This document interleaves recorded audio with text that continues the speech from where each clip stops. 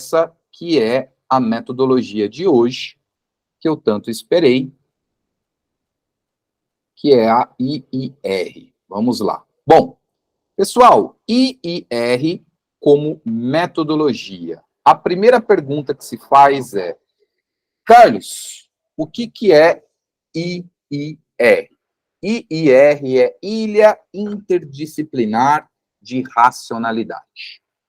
Então, essa metodologia, ela segue os 4 aspectos essenciais, que é o epistemológico, o didático, operacional, pedagógico, e esses 4 aspectos a definem como uma metodologia que se aproxima muito de projetos, mas não é basicamente apenas um projeto, tá?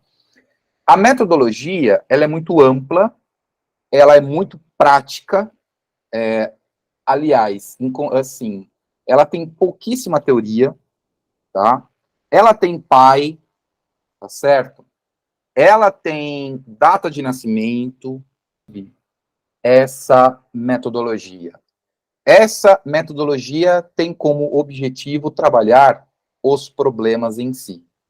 E ela nasce exatamente lá no mesmo contexto da noção de competência dada por Pirrenou. Então, vamos entendê-la um pouco mais, e eu já aproveito para responder a essa pergunta que a Ivana fez. Mas interdisciplinar de quê? Boa pergunta, vamos lá. Então, o que ela significa? Nós temos aqui 3 termos, tá certo? Então, vamos entender primeiro de onde nascem esses 3 termos. Então, basicamente, uma ilha interdisciplinar de racionalidade. O que é uma ilha? Ilha, porque eu tenho um conjunto isolado de conhecimentos, tá certo? Por quê? Com o advento de todas as tecnologias, com a inserção da internet no nosso mundo, o saber, ele ficou fragmentado. O que isso significa? Isso significa que eu posso gerar uma disciplina a qualquer momento a partir de outras disciplinas. Então, antes eu tinha um conhecimento, mas esse um conhecimento abrangia vários outros. Pega um histórico escolar de um aluno da década de 80 e pega um histórico escolar de um aluno do novo ensino médio. É o dobro. É o dobro de disciplinas, né? Então, hoje nós temos um conhecimento muito fragmentado. Então, a ilha representa um dado conhecimento, tá certo? Interdisciplinar. Por que é interdisciplinar? Eu já vou explicar para vocês. Isso eu trago na minha dissertação, que depois a gente gerou um livro que já está em PDF para vocês no Moodle, o livro que vocês podem baixar. Só de 2010 a 2016, não, desculpa, de 2006 a 2016, que foi o período que nós coletamos as definições de interdisciplinaridade, nós achamos mais de 30 definições. Interdisciplinar, temos uma única definição de interdisciplinaridade. Nós temos muitas definições. E essas definições, elas vão se reverberar no PCN, nas DCN, e no Plano Nacional de Educação, e na Base Nacional de Formação de Professores. E aí, o que acontece? O que nós vamos adotar, então, como interdisciplinar? Eu já vou explicar para vocês aquilo que nós entendemos como interdisciplinar, acompanhando o pai dessa metodologia, que depois a racionalidade. O que é racionalidade? Racionalidade porque envolve o conhecimento, porque envolve o como eu vou transformar esse conhecimento e levá-lo para a sala de aula. Então, ilha interdisciplinar de racionalidade é uma metodologia que vai trabalhar com projetos de soluções. Vamos ver lá como que isso, então, vai se dar. Basicamente, ela tem uma data de nascimento e ela tem um histórico, né? Vamos começar com esse histórico na Rio 92, tá? Eu tinha aí uma idadezinha, né, que não vem ao caso agora, mas eu era muito pequenininho, não muito. Esse evento, ele foi um evento muito importante para o período, muito importante mesmo, porque ele definiu a Agenda 92, e nesse evento nós acabamos gerando a Carta para a Terra, né? E esse evento, ele suscitou na Unesco a necessidade de implementar novas orientações para a educação mundial, tá certo? Já em 96, a Unesco organizou uma equipe coordenada pelo ORS, aonde se fez um estudo que, lendo o relatório, que tem mais de 200 páginas, que está para vocês também no Moodle, não se tem muito claro a empiricidade do estudo, mas se tem claro que é, assim, as fontes teóricas dele. E nesse relatório, ele traz aquilo que é, assim, é uma das coisas mais utilizadas no estado de São Paulo. Os 4 pilares da educação: o aprender a ser, aprender a fazer, aprender a conviver, e o último eu não lembro. Além disso, que são os 4 pilares da educação que estão baseados na Carta da Rio 92, tem-se uma parte específica desse relatório, que eu oriento muito que vocês leiam esse relatório, um dia aí, num domingo às 8, que trata sobre a utilização das tecnologias para os países em desenvolvimento. Por quê? Porque estamos falando de 96. Em 96, alguns países da Europa que já estavam usando o euro e outros países da América do Norte, e outros 2, né, já tinham a tecnologia introduzida no mercado financeiro. E os países do Sul, aqui a gente tinha ainda uma coisa muito precária, né? E aí veio o boom da internet. Com o boom da internet, esse relatório foi revisto. E junto com essa revisão, vieram as tais das novas competências que o Pierre Renaud aproveitou para escrever para o século XXI. E aí veio a necessidade de novos conhecimentos, novas formas para se compreender aí quem iremos formar para o século XXI. Gente, olha, se tipo você que é professor não está preocupado com o aluno que você está formando em 2023, eu estou muito preocupado, porque hoje a gente tem alunos que são androides. Eu falo, meu Deus! Então isso gera uma preocupação, né? Então, nesse contexto todo, nós temos o Gérard Fourré, que é um francês. Ele é, antes de um pedagogo, é um teólogo, e ele propõe, nesse livro aqui, que ele publicou em 92, com o nome de Alfabetização Científica e Tecnológica, que nós não temos em português. Aliás, em português de Portugal, nós só temos 2 traduções. Por que não chega ao Brasil? Por uma questão acadêmica. Isso é muito interessante. Ele veio para Buenos Aires em 2000, fez um colóquio em Buenos Aires, tem livros na Argentina, mas no Brasil a gente não tem esse material. Nós temos os comentadores dele. Isso que é muito interessante, né? Nesse livro, ele vai introduzir as novas noções daquilo que ele chama de alfabetização científica e tecnológica. O que ele diz? Assim, o livro é fantástico, pessoal, é fantástico. Eu tenho esse livro em PDF. Aliás, eu tenho todos os livros dele. É fantástico. E ele diz o seguinte, olha, hoje um cidadão, isso em 92, tá? Hoje um cidadão tem que saber lidar com a tecnologia. Porque ele só é alfabetizado científica e tecnologicamente quando ele consegue se inserir dentro do mundo tecnológico. Isso ele estava citando em 92. Depois veio o relatório da Unesco em 96. Depois ele lança um outro livro em 2000, que daí ele traz a concepção de como que a gente vai, então, ensinar. Porque o Fourier, ele segue, assim, os caminhos teóricos de todo teórico. Primeiro ele lança o conceito, lança a discussão, ensaia muito, depois ele traz como que a gente consegue trabalhar, né?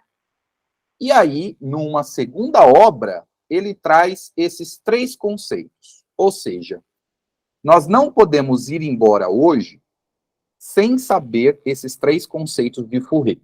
O primeiro deles é a ACT, a alfabetização científica e tecnológica, que envolve a educação matemática, sim.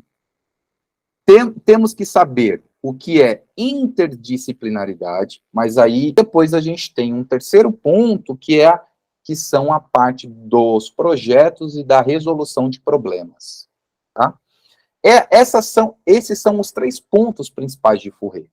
Então, como que eu vou trabalhar a metodologia? Antes de mais nada, eu tenho como objetivo a promoção da ACT, mesmo dentro do ensino da matemática. Num segundo ponto, eu vou trabalhar a interdisciplinaridade. Mas o que o Fourier entende por interdisciplinaridade? Ele entende como a inter-relação, não apenas integrada, mas como complementar de todos os conhecimentos. Então, eu vou dar uma aula de, vamos supor, de terremoto. Eu não vou apenas, tipo, citar as placas tectônicas e dizer que eu usei a geografia. Eu vou trazer os conhecimentos da geografia para explicar, dentro da aula de física, o porquê que as casas caem, os prédios caem. Aonde que está a lei da inércia aí? E eu posso, inclusive, trazer uma metodologia que nós já trabalhamos lá na aula 1, que foi a modelagem matemática. Um terremoto, ele pode ser modelado desde que se tenha dados para isso, né? E, por fim, nós temos os projetos e a resolução de problemas. Por quê? Porque o Fourier, ele vai muito na linha dos anos 2000 para frente, que pega o Fourier, pega o Pirrenot, pega o Chalmers, pega, como que ele chama lá? Pega o Meirier. Então, pega todos esses franceses. O que essa leva diz? Olha, não tem como mais a gente ensinar por conteúdo. Nós vamos ensinar por um problema. Por quê? É isso que se prega muito com as tais das metodologias ativas. Então, eu trago um problema, em cima desse problema, o meu aluno ele precisa se virar para resolver. Mas é assim, o se virar, dentro da matemática, tem que ter limitação, hein? Não é por quê? Porque a matemática ela tem rigor, e esse rigor ele tem que ser respeitado. Porque a matemática é construída em cima de regras. Não tem como eu sair fazendo assim, vamos supor, eu cortando um 0 com 0. Que é isso? Não. Eu preciso ter um conjunto de coisas ali, né? Então, esses projetos, eles são baseados em necessidades. E é aqui que entra a questão metodológica. Então, esses são os 3 conceitos importantes para o Fourier, tá certo? E aí, quais são as obras dele? Olha, pessoal, a obra dele é vastíssima, vastíssima. Mas as principais são essas daqui. Essa primeira que está aqui na esquerda, que traz exatamente a versão em português, porque, gente, o Instituto Piaget, lá de Lisboa, é um dos mais interessantes, porque fez grandes traduções. Grandes traduções. Aqui no Brasil, a que mais se aproxima é a Editora Cortez. O grande problema da Editora Cortez é que agora ela está muito apegada no cunho religioso, né? Mas ela tem algumas traduções muito boas. E o Instituto Piaget, assim, tem obras fantásticas traduzidas, tá? E no Brasil, nós temos apenas essa obra aqui, tá? Infelizmente. E essa segunda aqui, que também é do Instituto Piaget. Infelizmente. A segunda obra é sobre a construção do conhecimento científico, que está em espanhol, e a primeira e a última em português, mas ambas são a mesma, tá? Por quê? Porque o Fourier, ele defende algo que o Kant dizia. Todo paradigma, ele é estabelecido não apenas por um conjunto de conhecimentos, mas por um conjunto social daqueles que constroem o conhecimento. Então, isso tem uma lógica completamente não linearizada. E é verdade. Por quê? Porque hoje só é válido aquele conhecimento que é produzido dentro de um grande instituto ou dentro de uma grande universidade. Pega uma universidade que fica lá no interior, tipo, não sei da onde. Eu tenho, assim, plena certeza, eu vejo isso aqui na USP. Eu vejo isso aqui na USP. É como se fosse uma hierarquização. Ah, essa universidade é mais importante que essa. Então, essa lógica, ela entra também nessa dinâmica aí de como esse conhecimento é construído, tá? Essas obras todas eu tenho elas em PDF, tá bom? E nós temos outras aqui. Ah, essa daqui é fantástica. O saber sobre os nossos saberes é fantástica. E essa do meio foi a última publicação dele antes de morrer, tá? O saber sobre os nossos saberes, ele traz o início da epistemologia de Fourier. O Fourier, ele trabalhou muito não só apenas no campo metodológico, mas também no campo epistemológico. A obra que ele tem é fantástica, por quê? Porque o Fourier, você pega os livros dele, ele não fica citando 10 mil pessoas num único parágrafo, sabe? Porque ele traz o apúdio nos... Não, ele traz um convite para você ensaiar. Se você achar interessante, você segue, né? Ele vai muito... o Bauman vai muito na linha dele, embora o Bauman ele tenha ali uma parte sociológica ou menos do que o Fourier, mas o Bauman vai muito da linha dele. E esse último livro aqui é sobre a epistemologia de Fourier, tá? Esse livro é fantástico, os dois últimos estão em francês, não há tradução, não tem tradução. O Fourier, ele é pouco traduzido, porque diferente do Edgar Morin, o Fourier não conseguiu espaço na América Latina. Exatamente pelas questões teológicas, tá? Então, isso que eu digo para vocês, dentro do conhecimento, nós temos brigas de campos. Então, às vezes, uma grande obra não chega aqui até nós exatamente por uma questão, sim, que você fala, irrelevante, né?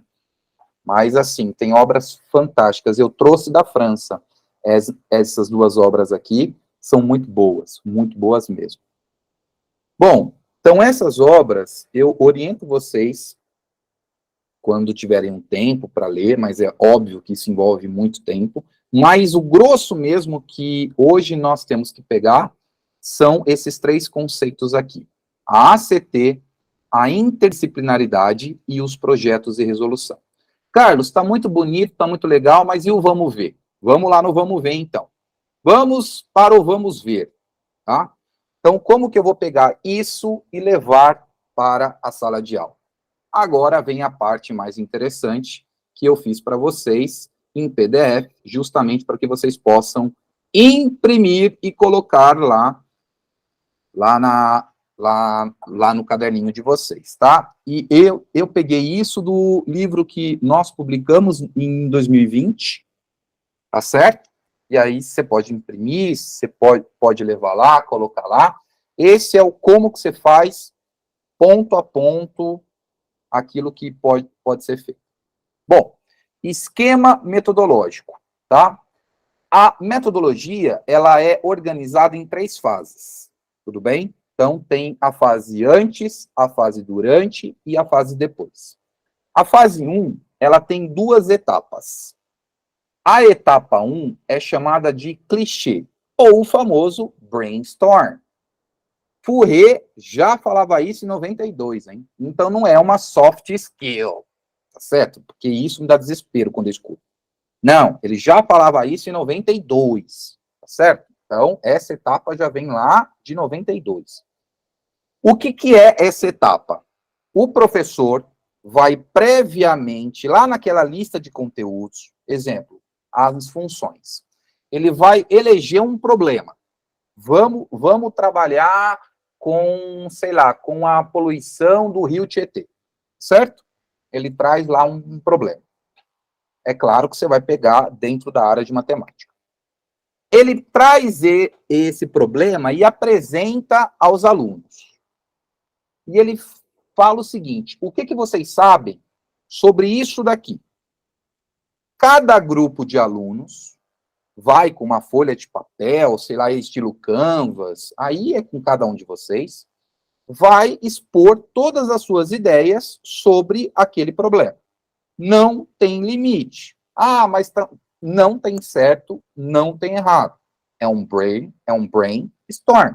Ou seja, ele tem que estar ali, né, tipo, jogando essas ideias. Passado um tempo, isso em 20 minutos aproximadamente, ele vai para a etapa 2. A etapa 2 é a etapa da filtragem. O que é o filtro? Por quê? Nem tudo aquilo que a gente pensa é aquilo que eu vou usar e é aquilo que vai ser relevante. Olha a palavra, relevante. Por quê?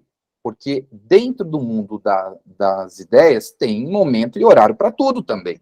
E tem ideia e ideia para tudo também. Você vai determinar, junto com os alunos, quais são aqueles pontos mais ou menos importantes. E, juntamente com isso, vamos organizar com cada grupo os papéis. Quais são os papéis? Vai ter o aluno responsável pela organização da pesquisa, o aluno responsável pela busca de especialistas externos para consulta, o aluno que vai atrás dos materiais e orçamento, e o aluno que vai escrever todo o diário de bordo. Então, essa fase 1, ela é muito importante, porque é a fase que você define o problema, e é esse problema que vai orientar todo o processo. O que esse problema ele tem que ter? Factibilidade. Não adianta falar, vamos resolver o problema do aquecimento global. Gente, também vamos ter bom senso, tá? Não é que não dá para fazer, mas assim, né? Então vamos pegar uma coisa local, né? Um problema pequeno. Depois você expande, né? Quando seu aluno entrar para a NASA, aí a gente pode até discutir. Algo interessante que nós propusemos, e aí que está no livro para vocês lá. Esse problema, ele pode ser lançado na forma de um edital. Um exemplo, a Caixa, o Banco da Caixa, ele escreveu um edital sobre isso daqui. Mas só que os alunos não sabem que é um edital fictício.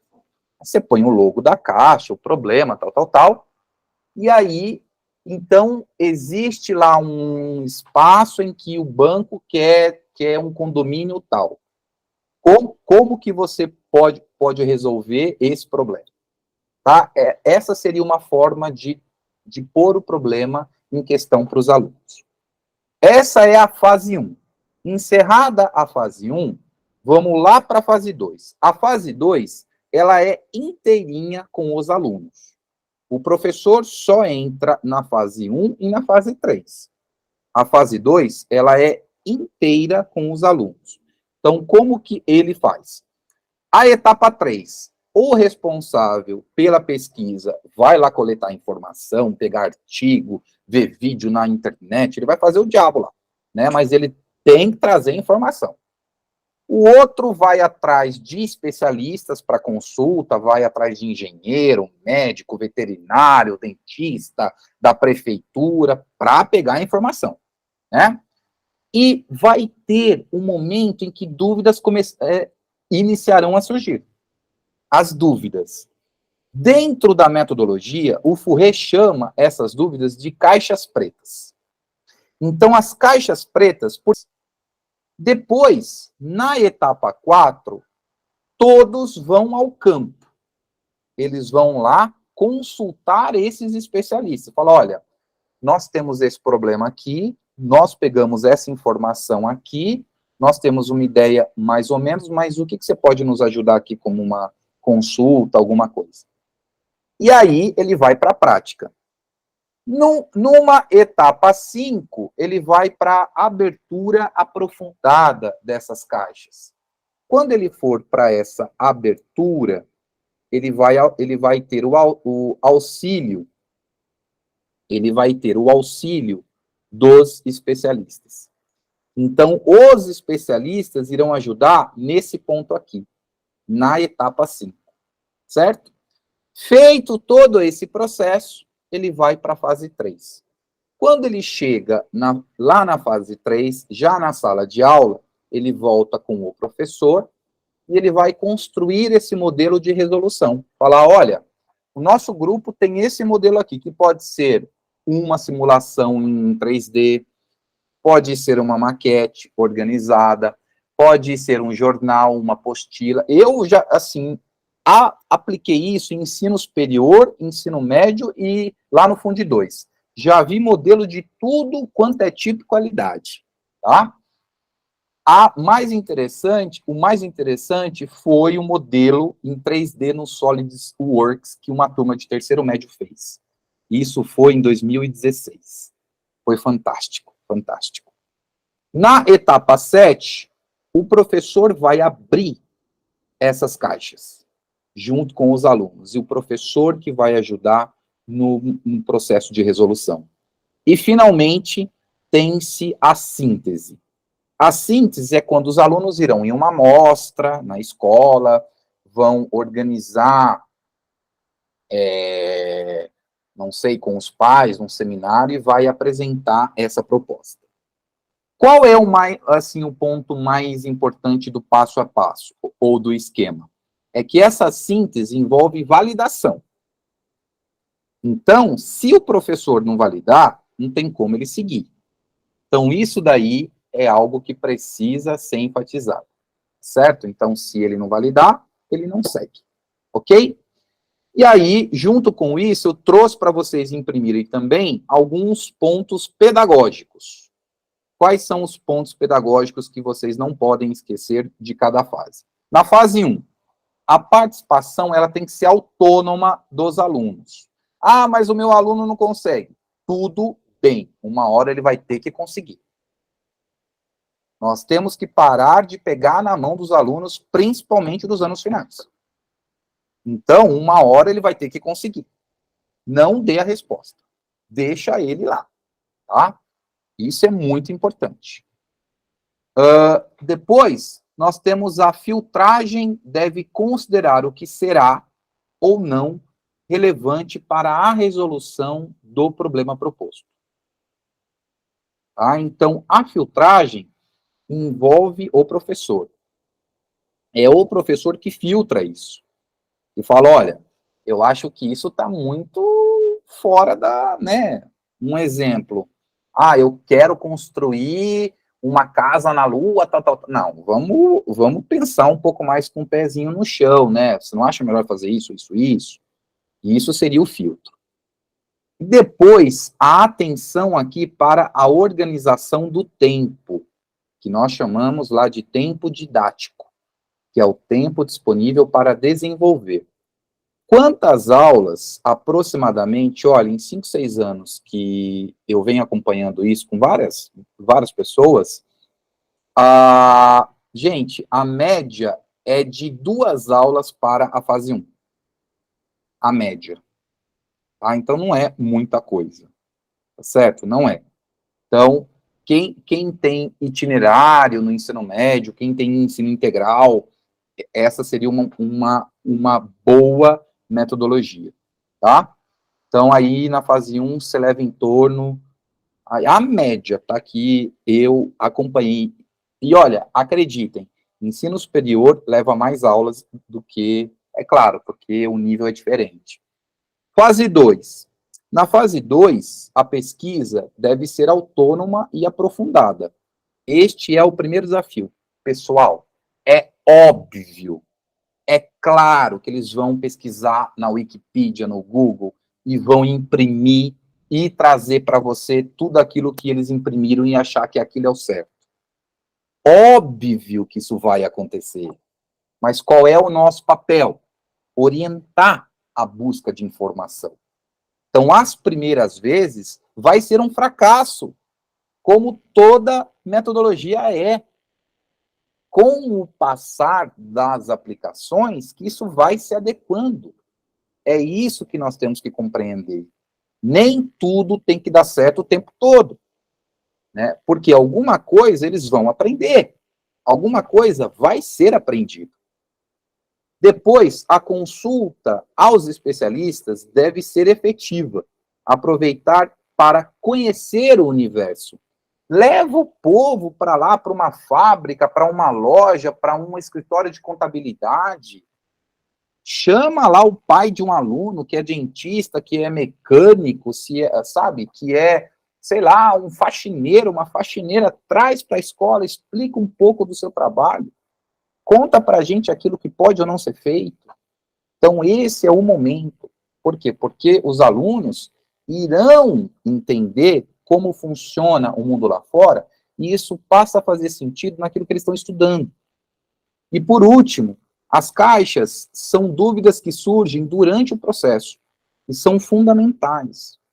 O professor não pode esquecer que ele tem que cobrar as caixas. Onde estão as caixas? Ah, professor, as caixas estão aqui.